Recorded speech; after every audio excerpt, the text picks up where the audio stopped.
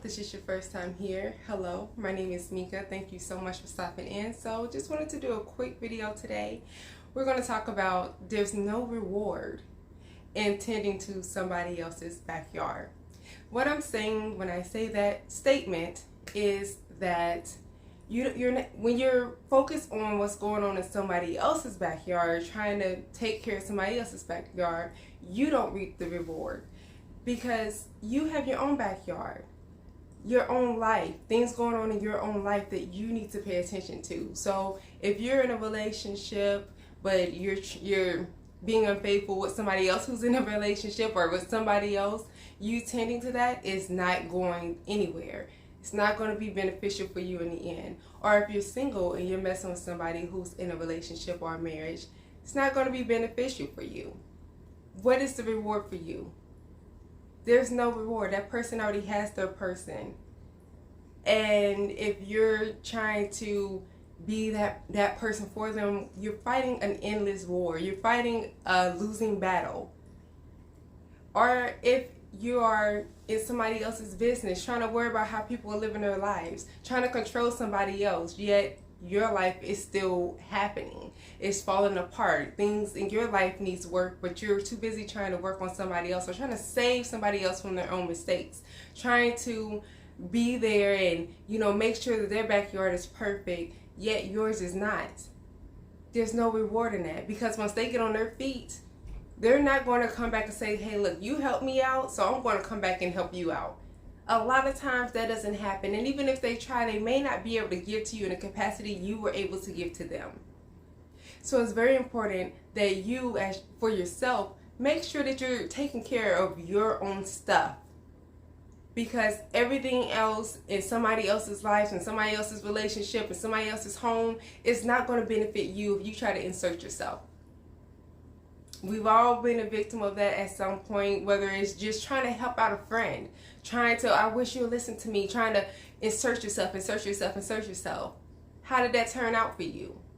At the end of the day, that friend either ends up resenting you or you end up resenting that friend because you giving your all to help them out, just for them, not just at 10 for us ladies, just for them to go back to somebody that you try to help them get away from. An unhealthy relationship. That's typically what it is for us women. And for the gentlemen, I really can't speak for y'all, but whatever the situation is, I'm sure you probably try to help out one of your bros, trying to make sure that they were good, trying to help them on their feet. And then if they turn around and go back to the same lifestyle that they were doing before, or if they just kind of take what you're giving them and run off and act like you never existed, it's going to hurt your feelings.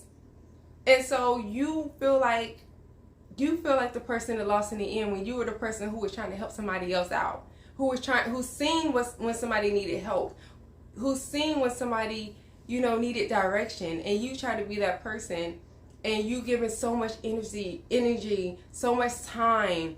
You focus so much on helping their life get better, helping them tend to their backyard. Now they're good, and now your backyard, you're coming back to a mess. Things that you haven't had time to work on. You haven't had time to spend time with your family. You haven't had time to spend with your kids. You haven't had time because you've been trying to water the grass of somebody else's backyard. And that goes for work too.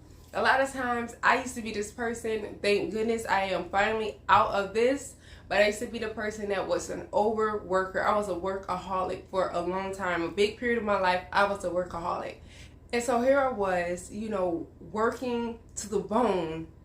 I'm thinking it's for me because, more work, more money, but hey, that's how they get you. Because when the government puts its hands in it, a lot of that money anyway goes to taxes. So you're really not doing too much for yourself. You think it because you're like, oh yeah, I did 60, 70 hours this week and this check should be great. And then you see it get mainly eaten up by taxes.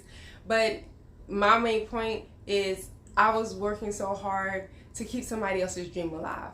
That job, whether big or small, is for somebody else. That's somebody else's vision. That's somebody else's company. That's somebody else's office. And I was working so hard to keep somebody else's vision alive. And me being in the medical field, I was working so hard to make sure that my doctors were getting to live in their big fancy houses and drive their fancy cars, where I was going home to my mediocre apartment. So we really have to to kind of draw back. And it's okay to help people from time to time, but don't overwork yourself to the point where you're saturating somebody else's backyard with love, with affection, with work, with rebuilding, whatever it is you're trying to do, because a lot of the times it does not turn out right for you. It does not turn out good for you. It does not. You don't reap the benefit. Someone else does. Believe me. Trust me. Trust me.